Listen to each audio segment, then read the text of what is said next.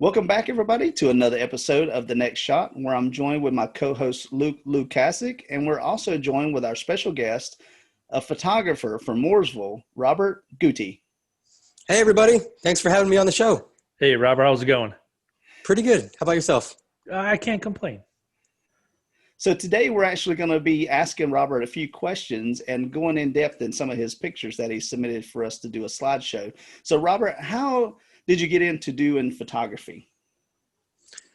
Well, that's a good question. Actually, I've kind of always been into it. As a kid, my parents would buy those like little disposable cameras in the 80s and 90s, and I would just take pictures of everything.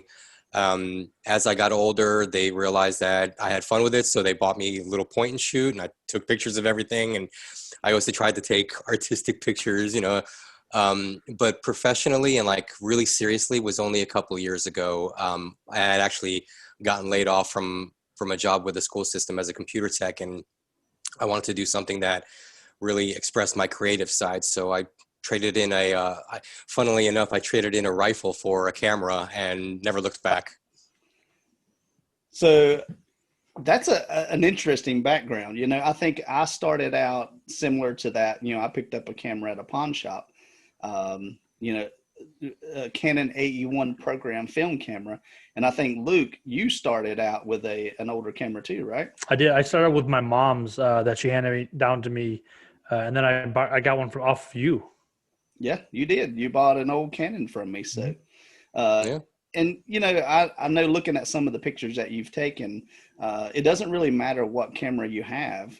We've discussed this on previous episodes, and a lot of people that are our viewers now are doing pictures with their cell phone.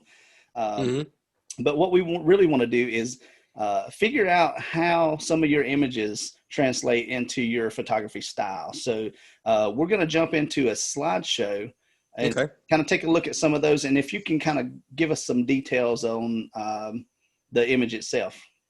Sure. So again, everybody, today we have our special guest. His name is Robert Guti. He is a photographer from the North Carolina area. If you're from out of state, we're going to take a look at some of his images that he submitted so that we can discuss those in detail. You cool with that, Robert? I am. All right. First image. Tell us a little bit about this one. So this was actually my very first professional photo shoot. I had just set up my my account on Instagram maybe like a month into it, and this kid messaged me saying that he wants to be a model. And so he asked me how much I would charge him. And I think I charged him like $80 for 30 pictures or something. It was an outrageous amount of photos. I had no idea what I was doing as far as like shooting professionally. So we went at sunset to this old abandoned barn. And this particular image was like one of the top images out of the bunch. He wanted to do some like moody brooding thing. So I was like, all right, sit on these pallets. I laid down on the floor. I had my camera pointing up at him, and I snapped this with that dead timber in the background and the old abandoned barn. And it came out wonderful. So Luke, give us a little bit of feedback on this image here. Well, I automatically love it because it's black and white, but that's besides the point. The view is what got me. I'm saying that's what drew me in. Is just looking up at it. It's a powerful image. I like it. So my feedback, Robert, I love the angle, like Luke said. What adds in the details for me is those vines that are growing up the left side, and the fact that, the way he's dressed, it's almost like a business casual. So I'm not sure what he used the images for, if it was just a portfolio shot maybe, but it does have a rustic feel, but still it's almost like taking the new car to the old barn, you know what I'm saying? So you have best of both. It's like a little more upscale fashion meets rustic. So very good job. I think you did a really good job. The edit there. So, all right, next image. So I love nature. I am a child of nature myself. I used to actually live in the Everglades for about a year, but that's a whole nother story. So I was at Lake Norman State Park, and I wanted to get some cool shots of like landscapes, see what kind of trees I could photograph and what kind of wildlife I could find. And I walked out to this little peninsula, and there was this fence lizard sitting on the log. Well, I pulled the camera out and I went to take a picture of it, and it kind of like moved away. And then I dropped my camera down. I felt bad that I scared it. And I said sorry, because I always talk to the animals. I said sorry. I didn't mean to startle you. And then it came back up, and it almost as if it posed for me, but it sat in that position. I snapped a few photos, and as soon as I put my camera down, I said thank you, and it bolted. You're the lizard whisperer. I am the lizard whisperer. All right, Luke, a little bit of feedback on this image. Capturing lizards or flies, or when everybody can get those nice macro images of insects, animals, I love it. I can't do a macro because I don't have the patience for it. But I love the color pop off the leaves in the back with a lizard. That's nice. I like it. It is nice. One thing to me is the claws. The detail is supposed to be on the actual lizard itself, but when you look at those claws, it's almost like it's a nice lizard, but I will cut you if I have to. Like one of those "don't mess with me" type lizards. And I kind of like the composition too, and I say that a lot because we talk a little bit about how you can break the rule of thirds, or you don't have to use certain functions of the camera to line everything up, and you can always crop and post. But to me, the fall off of the bokeh in the background and the blur that you have for the depth of field in it fits really good. And plus the angle of the fence post itself, or the fence going uphill from right to left, I think that's pretty cool too. So good job, man. Thank you. All right, we're getting into some more macro, Luke. We are. Okay, so go ahead. Tell us a little bit about this one, Robert. So this was one of my wife's favorite flowers.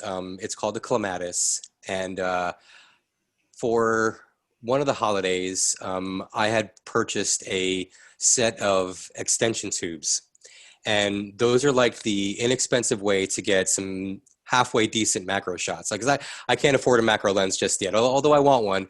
Those extension tubes are going to have to suffice for the time being. But so this is the clematis just as it was blooming. And I shot this on a 50 millimeter lens with, I think, a 26 millimeter tube on it, which made the focal length like crazy short. It magnified it a lot, as you can see, and just to capture those details on the little what looked like tentacles coming out of the flower. It was just I love this shot. It was so creamy and dreamy, and like it almost feels like an alien plant. It really does. So Luke, go ahead. I would say you can almost flip it upside down and tell something it's like a little octopus, a little octopi. You know what I'm saying? Yeah, sure. It could be anything other than a flower if you really wanted it to be. You know what I'm saying it's definitely a brain twister. I like it. It is. It's detail like that. Anytime you can get the fall off and the focus on certain parts of, whether it be a flower or, like Luke said, maybe some kind of insect, you can completely change the image. Imagine if everything was in focus, including the background. The picture just wouldn't be as dreamy, like you said. Yeah. Plus, this image would look great in a black and white, to be honest. Because you can't really tell what it is if it's in black and white as much. Mm-hmm. But great job on that. And I know, Luke, you've never used extension tubes, have you? I have not. I've looked at them a lot, but I haven't invested in any yet. They're so cool to use.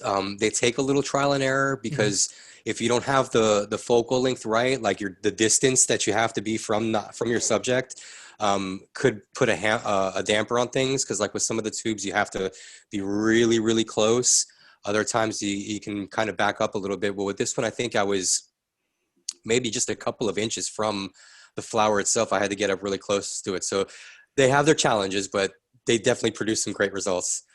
You also lose f-stops with those, correct? No, you can adjust the aperture. You can? Okay. Mm-hmm. Yeah, I think you just have to have a little bit more natural light or some kind of light coming in, just in case your aperture doesn't go far enough.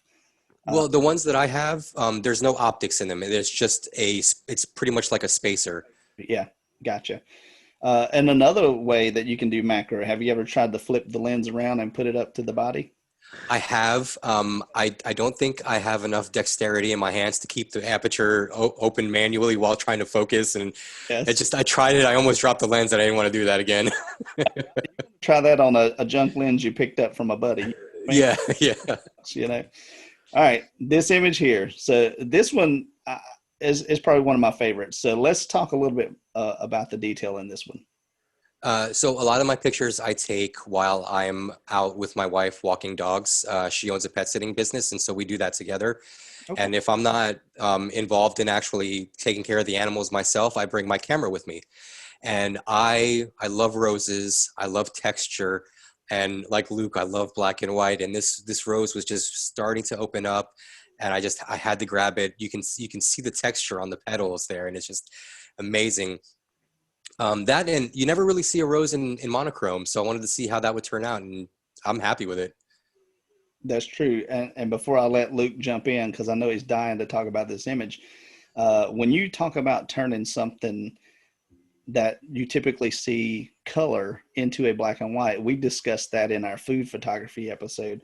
And I'm gonna tell you, not a lot of things food wise look great in black and white. Luke, No. a picture of garlic that it would just look amazing. You know what I'm saying? Because it has that white almost to a yellow look. But Luke, tell us a little bit about how you feel about this image. Well, it's almost looks plastic and smooth, and like the last picture, like that creamy dream effect.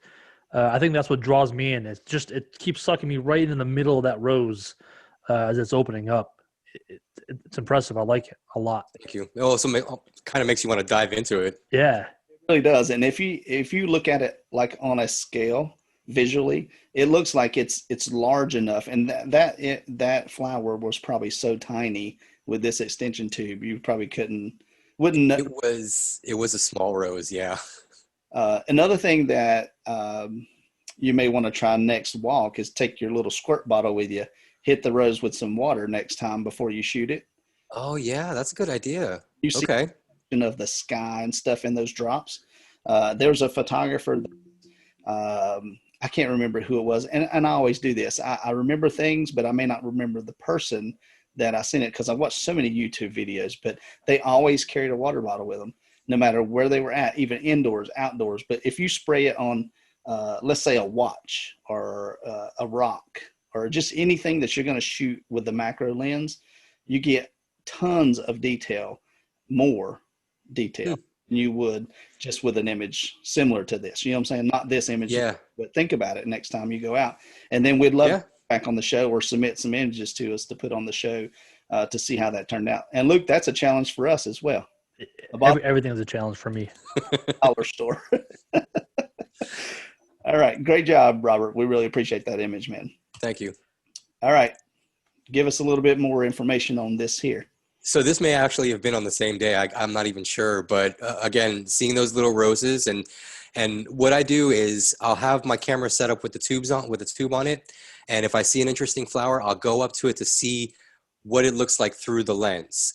And when I saw the little silk of the spider web on there with the sun shining through it, I had to snap it. Yeah, Luke, a little bit of comments on this image here. Yeah, well, what sucked me in was the spider webs, those two faint ones. Yes. I follow those right up the side with the little drops of water on the left hand side, and that bokeh again. You got that. Yeah, I think you definitely have to invest in some extension tubes, Luke.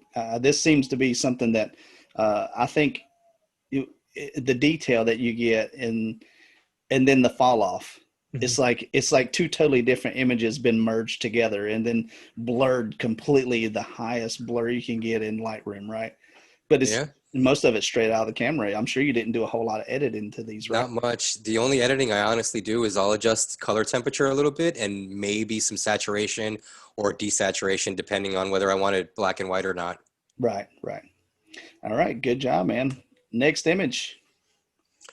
So this is a picture of my lovely wife. I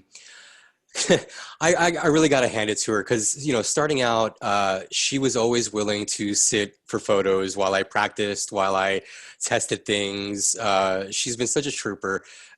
This was taken a couple of years ago at a place called Jedden Park in I think Cornelius, North Carolina. Yeah, is that the one right off of 73 there?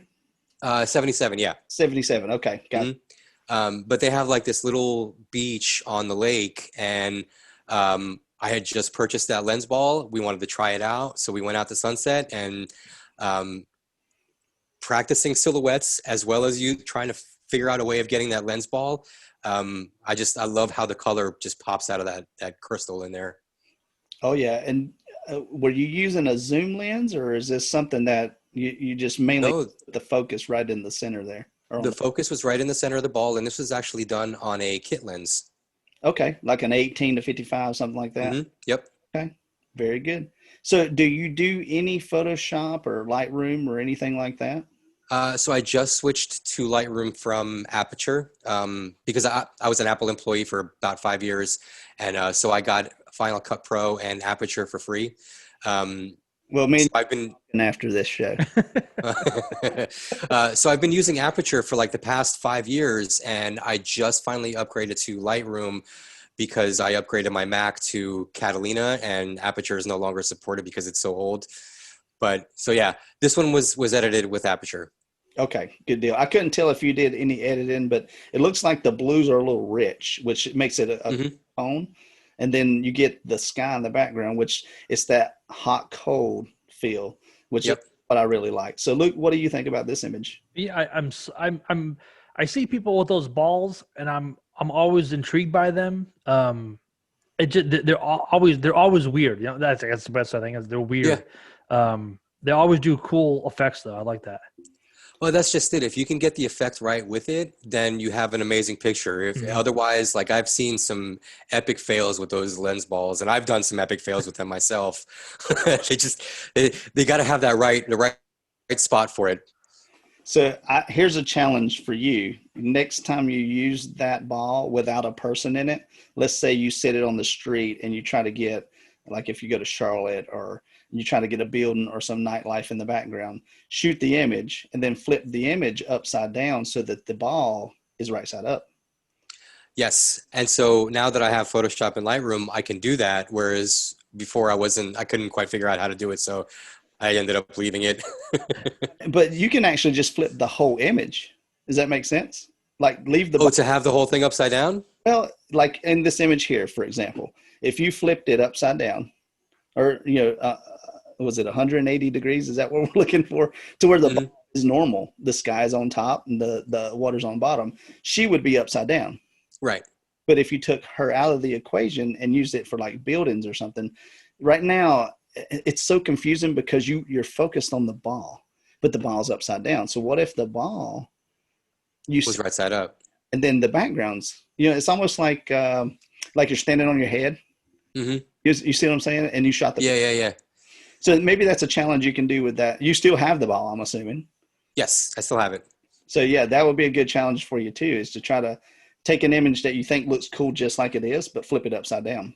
Luke Hmm. actually did that in one of his images from a reflection. I don't know if you've seen the episode where he did the street photography, but he had the water on the top and the actual image on the bottom. Is that right, Luke? Am I Yes, yes, yes, right? yes. Oh, I love those when you can't tell if it's the reflection or the actual image itself, and they're all.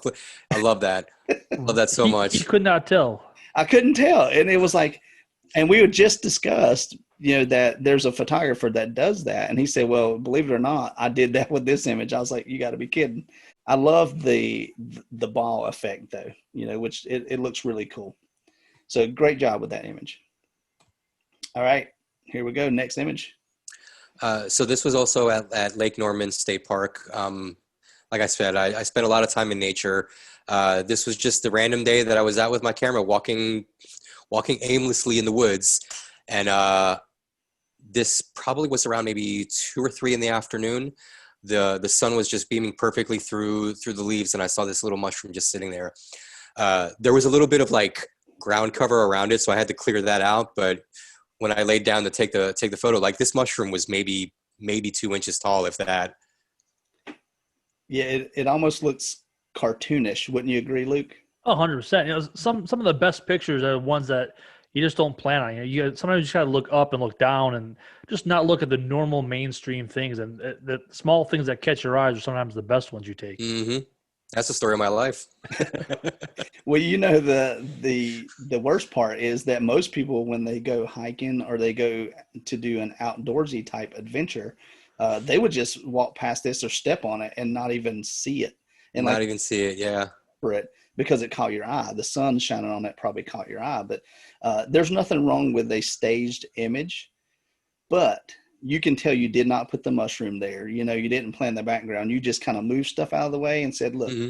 we're just going to focus on the mushroom. And I do that a lot too with leaves and different things. A root, like if root's got leaves all over it and you just kind of brush the leaves away to get the Yep. detail in there. So nothing wrong with that. A lot of people say as long as you don't disturb nature, like tear a rose off of a bush and then hold it in your hand and then throw it away. Nah, I don't like those images. It to me, it seems more natural and more ethereal, if you want to say that, or even more beautiful just with it being on the branch. Because Exactly. then you get the leaves in there, you get part of the tree, you get part of the bush. Yeah. Yeah. And that way you have it there for someone else to enjoy as well. So, Hmm. all right, next image. Oh, this one I love. So this was a total experiment. I was shooting my sister's wedding, which is the only wedding I've ever shot, and probably the only one I ever will shoot. That was chaotic. But afterwards, we were hanging out at the location of the ceremony, which was her husband's farm, and we were just sitting out by the barn, and it was pitch black outside. I tried my hand at some astrophotography. Didn't quite turn out as good as I hoped. I need more practice with that. Yeah. But I Tough. had some sparklers, and we just busted out the sparklers and started playing around. And I thought, well, let's try some light painting, see what comes out. So slow shutter speed, Very slow shutter speed. Yep. uh, I guess a higher aperture. Would you? Uh, no, actually, I had this wide open Okay. to try to get as much light in as possible, and I had my ISO probably at about 800 to 1,000, something like that. Okay. Well, there's not a lot of grain in it. So, with it being a little darker, I think it's a really cool image. Luke, tell me your thoughts on this image here. I would actually just watch a YouTube video on this kind of stuff the other day that I thought, but it was with smoke and not lights. Yeah. I always want to try it, but you need a second person to do that. So, Hmm. so someone's got to hold the flame, if you will, you know. Well, I'll tell you what, you put your camera on a timer and a tripod and you get out there and you do it. Don't you tell me you can't do it by yourself. But it would be better with somebody else burning themselves and not me. Oh, this not photography. I got you. Okay. But yeah, I'm sure you can find somebody you can pay them $10 to stand there and twirl a sparkler. You got kids, Yeah, Yeah, yeah, they'll love yeah. it. do it for free. So, or you got kids in the neighborhood, that you may not like the parents, just give them some sparklers and say, go at it. Maybe you can have a sparkler war. That would be so. Robert, That'd be interesting. uh, I love the effect that it gave, and again, composition. Having that one spark fly to the right and just nail it, man. That's really good. Only critique I have is that spark that's up in the left corner there in Photoshop. I Yeah. did away with that. It's drawing my eye up there, but otherwise, man, it's very unique experiment, and I think you did a great job capturing it. So, uh, Thank you. I, I would do more if I were you. You know, That definitely it's definitely in the works. good deal. And July 4th is a great time to buy sparklers and use them year round. Well, Or I use them to do like little light effects when I do portraits. So I'll light a sparkler and I'll hold it above my lens between me and the subject, and it gives like a little splash of light. cool. That's a great idea too. Very good. I think you can find one you can submit to us. Maybe you can dig one out of the archives. And I'll take a look. Yeah. let's see if we can put one of those on the show. All right, next image. Here you go. So this is my wife again. As I said, she's been a trooper posing for photos for me. This was an abandoned building that we had downtown, and they started tearing it down. So I wanted to get some photos in there before we couldn't really go in there logistically anymore. So this was also incidentally my first crack at color grading, like they do in films. Right. So I tried to get that orange teal kind of film look with this one. So Luke, what do you think about this style portrait here? Um, I love the dirty old brick in the background. Well, it's dirty old brick on the right, new brick on the left. So it's Well, yeah, that's what I'm saying. The one on the right side is way better than the left. But it's a cool transition. But overall, I like it. yeah, it's a really good image. I like the detail in like the necklace, the jewelry, the bracelets, Mhm. the earrings. Even as far as looking at the eyes. The way you've got the light, it must have been you must have been in the shade or something because there's not a lot of cast shadow, and it looks like a really good day to do a portrait. So I think the timing of this was really good. So Yeah, it was I think 2 or 3 o'clock in the afternoon, and we were on the far side of the building. There was a tree right next to us to the left of the image where it was casting some shade for us.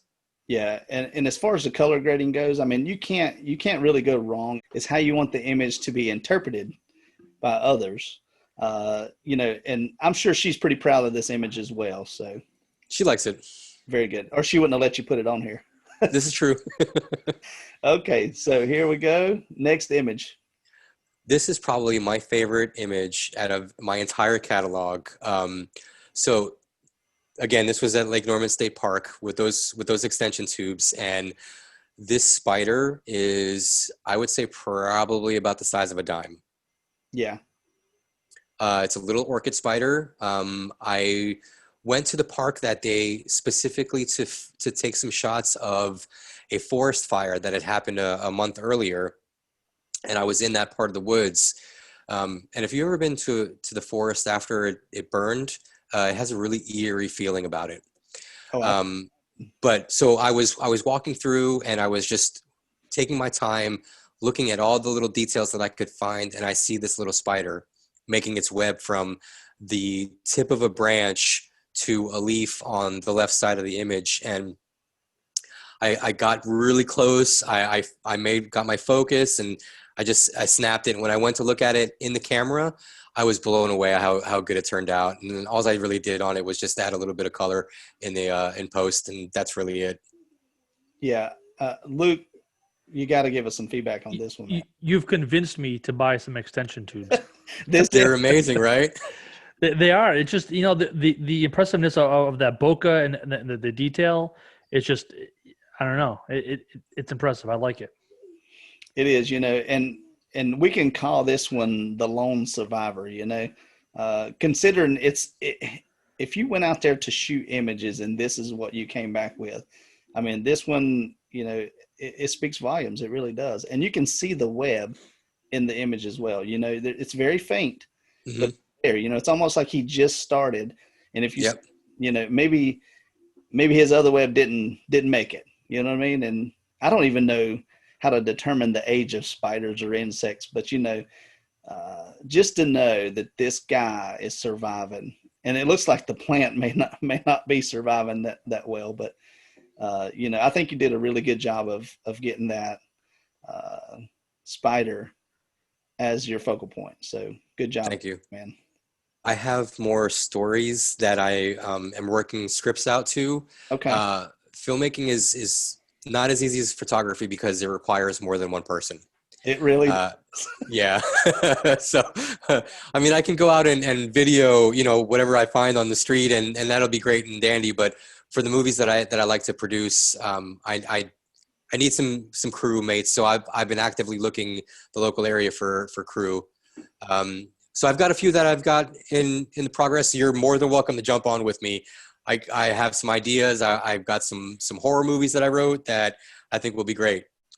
So my most active is probably Instagram. I post on there more so than I do the others. The fastest way to reach me is absolutely by email. I check my email on the daily, probably more than I should, but it's necessary. But yeah, and then the website, the Pixie Set website, I update possibly once a month. But Instagram is probably the best way to see my most recent work. okay. Very good. Luke, you have any comments on um any of these? Have you ever tried Pixie Set? So I haven't tried Pixie Set, but in our previous conversation about looking for places to sell art online, I have a whole slew that we can go over maybe a different episode. Or just focus on that kind of stuff. But um, I just do it through my own site right now currently. But I have to look at Pixie Set as an option as well.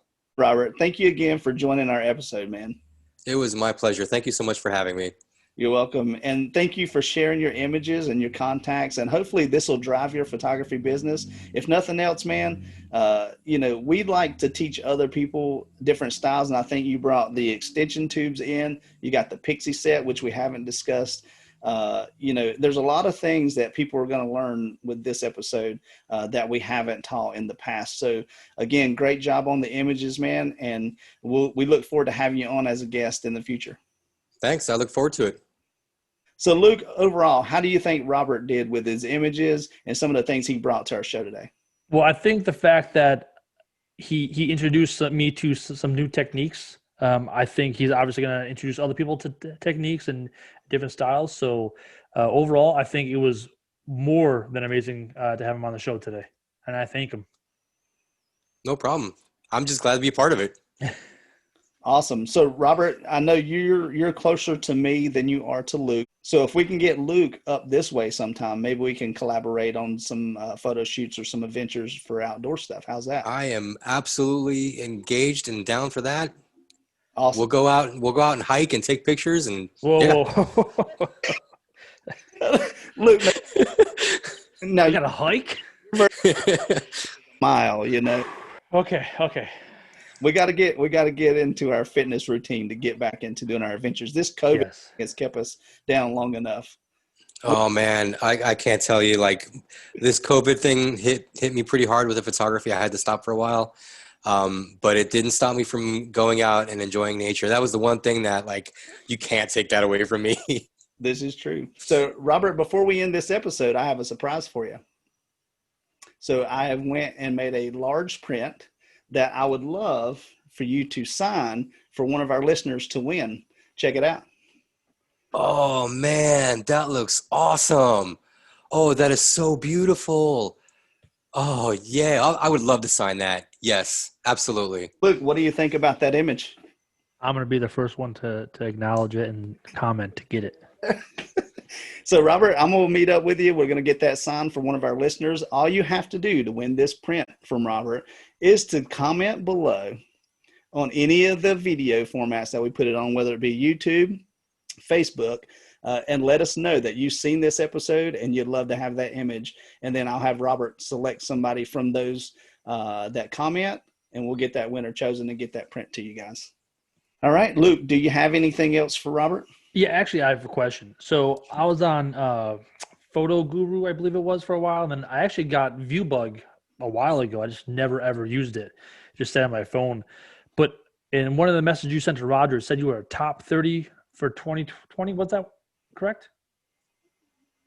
Oh, the award I got from ViewBug? Yeah. Yeah. So Okay.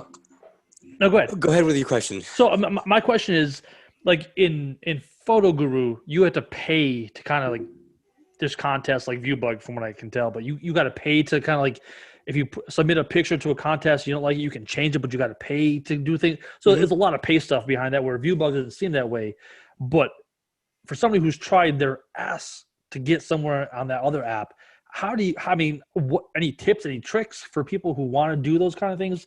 Because the contests, you get like free cameras, you get some good stuff. It's not like it's just, a $5 gift card. It's some good stuff. I haven't had any luck with the contests on ViewBug. So what I use ViewBug for, and I initially got it because of the contests. Mm-hmm. And so I wanted to see, like, maybe I could win something if I submit a contest. But there's so many photographs entered in those contests. I ain't got a shot in hell to win. And I'm aware of that, and I'm okay with that. That's what the winners think too, Robert. But I upload pictures, and I haven't uploaded anything in a while, but just randomly I get these messages or emails from them, and they're always asking me, like, hey, your membership is going to end. Pay this, you'll get this discount. I never paid for anything. It's always been a free membership. But occasionally other photographers will come across my photos, and they're the ones that give the awards. They're the ones that give the feedback. And so when you get enough of that, I guess it generates some kind of algorithm in ViewBug, and they just give you this like little email to give you a little bit of recognition. And Nice. it is nice. It's nice to have a little recognition. It doesn't mean anything. I didn't get anything out of it. It's just kind of like bragging rights. Like, oh, Oh, for sure. I'm the top 30 contributor in this platform. That's kind of cool. Yeah, well, I mean, to get recognized in anything, you know what I'm saying, is Yeah. impressive, you know? You know, Robert, that's something we didn't talk about in the actual episode, but you know, we just want to congratulate you on that award as well. You know, I don't know if it's Thank you. that you can print out, you know, that you hang on the wall, you know, or if it's something digitally that's online. But for everybody out there listening, you know, Robert again is telling you that as long as you stay consistent, as long as you submit your photos and let people see your work, that's what we're promoting on here. It's just go out and same thing we were telling you is just get out and shoot, get off your butt, Yeah. go take pictures, go do video. And again, let people see your work. That's the only way you're going to get recognized, right, Robert? Absolutely. When I take a picture, I don't take it for anybody else. I take it for myself. I take the picture because it's what I would like to see in a photograph, and whether I print it and hang it on my wall or not, that's up to me. But if I like it, I'm sure somebody else will. I can't be the only one. Well, you've seen today, you got two new fans of your work. So great job. Well, thank you. All right, guys. So we look forward to your comments. And again, thank you, Robert, for joining us on this episode. And Luke, we'll see you next time. And everybody out there, keep shooting. Thank you again. Bye. Thanks for having me.